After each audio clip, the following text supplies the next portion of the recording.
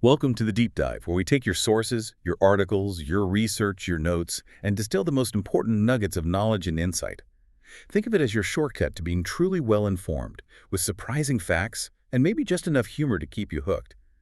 Today we're embarking on a really extraordinary journey, a deep dive into a city that, well, it just defies expectations.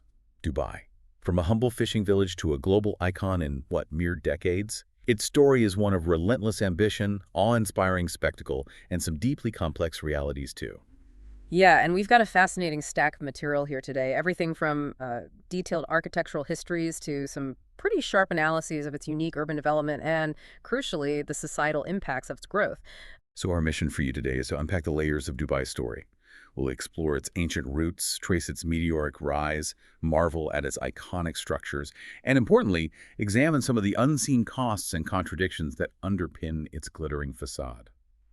Get ready for some genuine aha moments, I think. Okay, let's unpack this. To begin this exploration, maybe let's cast our minds back, not even that long ago, perhaps just 60 years.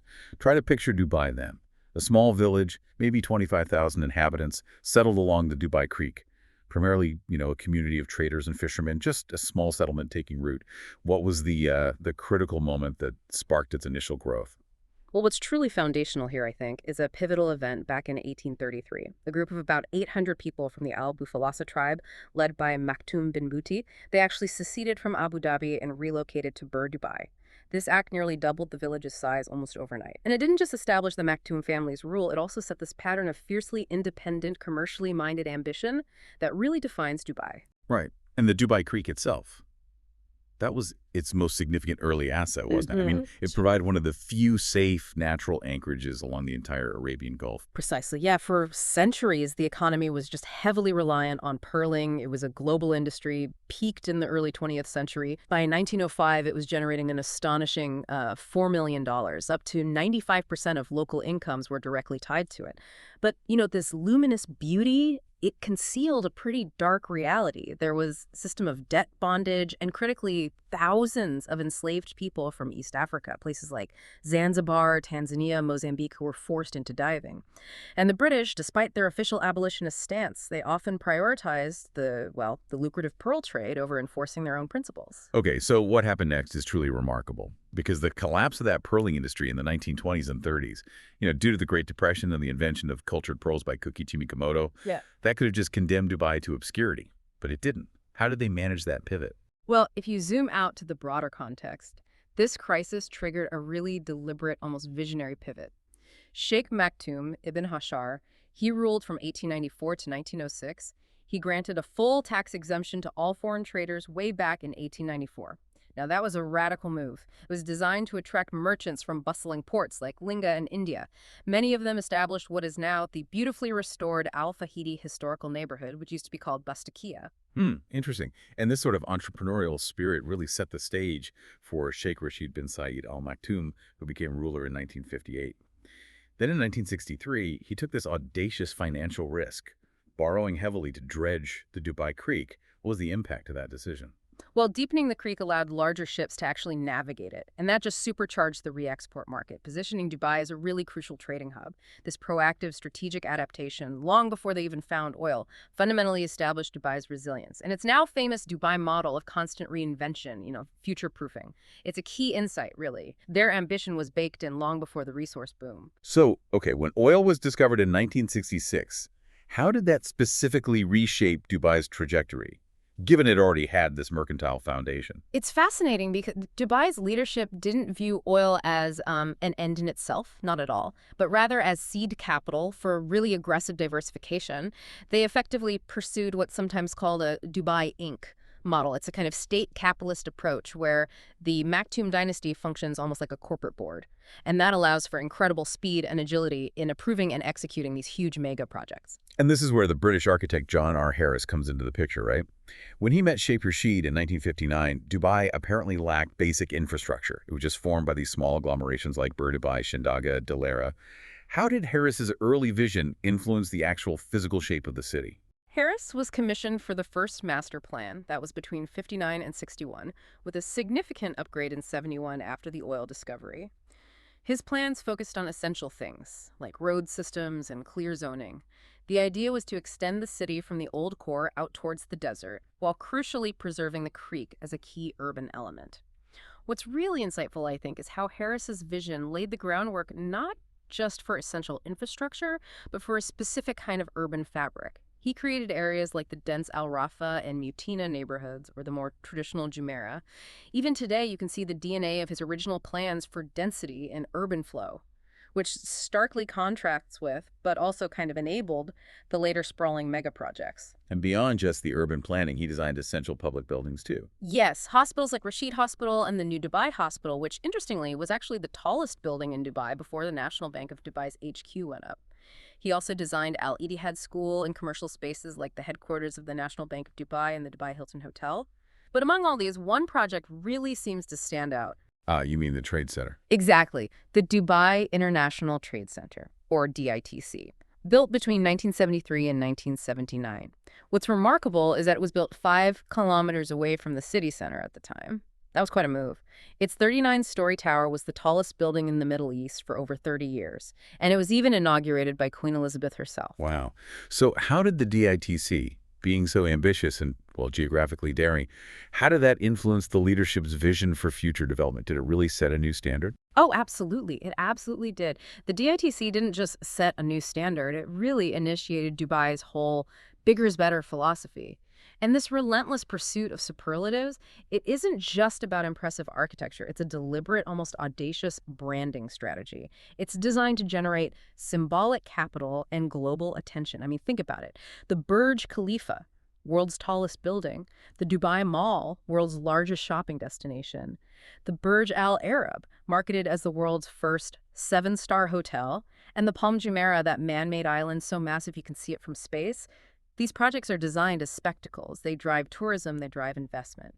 Right. So considering all this, what are Dubai's grand plans now for the future of tourism? How do these huge mega events fit into that vision? Well, they have incredibly ambitious targets, like the Dubai Tourism Vision 2020, which aimed for 20 million visitors. And now the UAE Tourism Strategy 2031 is targeting 40 million hotel guests. 40 million. Yeah. And mega events like Expo 2020 Dubai, they're designed not just as a 6-month event, but as catalysts for long-term development and nation branding. Over 80% of its infrastructure has been repurposed into what they call Expo City Dubai. It's all part of this continuous forward-looking strategy. So given all this hypermodernity, this relentless development, if you're a curious traveler heading there today, where should you even begin your adventure, especially if you want to understand its unique character? Well, Dubai is incredibly well equipped for visitors now. It offers a vast range from the absolute ultra-luxury hotels to now more budget-friendly options like Ibis and Holiday Inn Express. And its political stability also positions it as a remarkably safe destination in the region, which is a big plus for travelers. Okay. And beyond the dazzling world records and the shopping malls, does Dubai genuinely engage with its past? What does that heritage approach actually look like on the ground? It's definitely not all about the hyper-modernity, not at all. While retailtainment, that immersive blend of shopping and entertainment, like the Dubai Mall with its indoor aquarium and Olympic-sized ice rink, or the Ibn Battuta Mall themed around ancient travels, well, that's huge. Dubai also actively engages with its past. However, it's maybe a pragmatic approach, tourist-oriented, you could say. It's about creating this harmonious blend of tradition and contemporary influences, making the heritage accessible and visually appealing for a global audience. That's where it gets really interesting for me. Tell us about some specific heritage sites that kind of showcase this approach. Okay, well, the Al Fahidi historical neighborhood, which used to be called Bastakia, has been meticulously restored. You can actually wander its narrow alleyways, see the traditional coral stone buildings, and marvel at those iconic wind towers, the barajil, that provided natural cooling back in the day. And it's quite something because originally only about 25 wind tower houses out of maybe 200 survived in Al Fahidi, and only about 371 historic buildings across the entire city survived modernization, out of an original 3,000 or so. So the restoration effort is pretty significant. Wow, that few. And what about the Al Shandaga district? Right, Al-Shandaga. That was once the original site of the Al Maktoum ruling family. It was centered around Sheikh Said's house, built back in 1896. It was almost demolished entirely in 1991. Really? Yeah, but it's been revitalized since 1996 into a proper heritage village. It features a marine heritage zone and the restored Sheikh Said house. Huh. So yes, you can quite literally walk through carefully preserved history there. Okay. And where would you recommend someone go to get a real comprehensive overview of Dubai's whole story? The main place for that is the Dubai Museum. It's located in the Al Fahidi Fort itself, which dates back to 1787. It's the oldest existing building in Dubai. It opened as a museum in 1971, and it showcases traditional life before oil. You've got dioramas, local antiques, artifacts from trading partners. There's even a close-to-life spice souk with apparently real smells. It attracts over 1 million visitors a year, which really shows the strong interest people have in Dubai's origins. This all sounds incredible, but those images of Dubai's luxury, they're just so striking. How much is that visible splendor intertwined with the stories of its massive migrant workforce? Is there a direct link we should be aware of? Oh, absolutely. The connection is profound. That glittering skyline you see, in many ways, it's a direct physical manifestation of this unique labor system. Yeah. The engine of Dubai's growth is a massive migrant workforce. Over 88% of its residents are foreign migrants, primarily low-wage workers from South and Southeast Asia and Africa. They form the backbone of the construction and service industries. In our sources, they document some pretty significant human rights concerns within this system, don't they? Unfortunately, yes.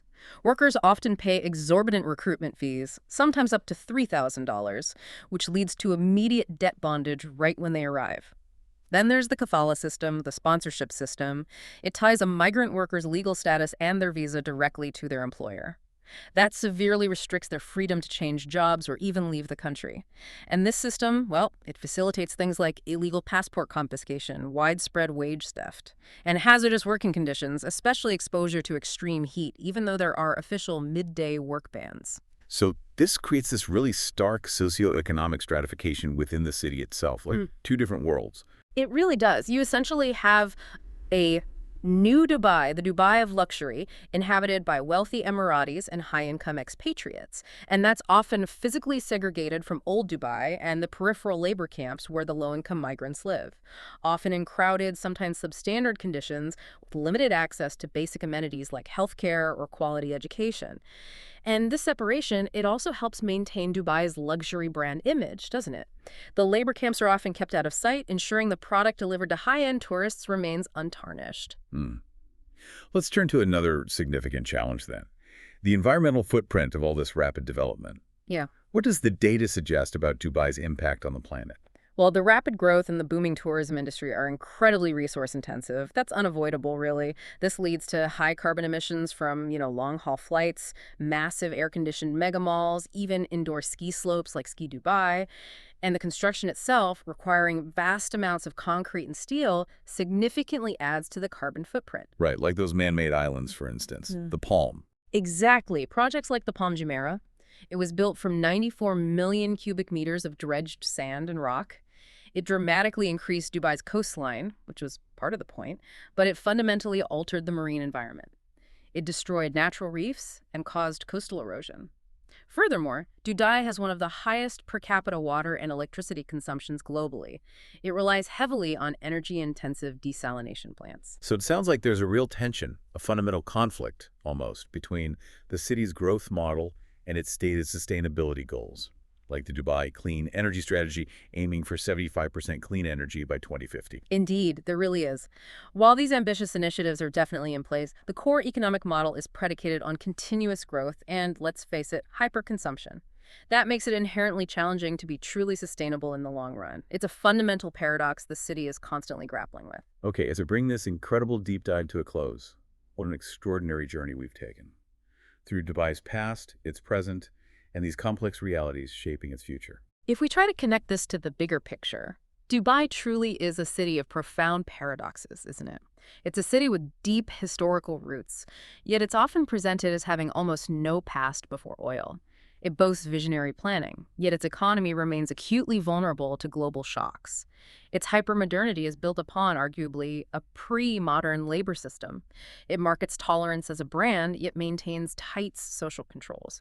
And it pursues ambitious sustainability goals while simultaneously doubling down on fundamentally resource-intensive industries. It's fascinating. So what does this all mean for you, our curious listener? The story of Dubai isn't just about world records and spectacle. It's a powerful, living case study in rapid development, global ambition, and the very real trade-offs inherent in building a future, literally from the desert up. Yeah, and it leaves us with a provocative thought, perhaps. Can a city built on such extremes, this blend of unparalleled luxury and unseen costs, a futuristic vision and deep historical paradoxes, can it truly achieve its vision of long-term sustainability and universal prosperity for all its residents? Or will its defining paradoxes continue to be its greatest challenge? Something to ponder. Until our next adventure, keep exploring and stay curious. Safe travels.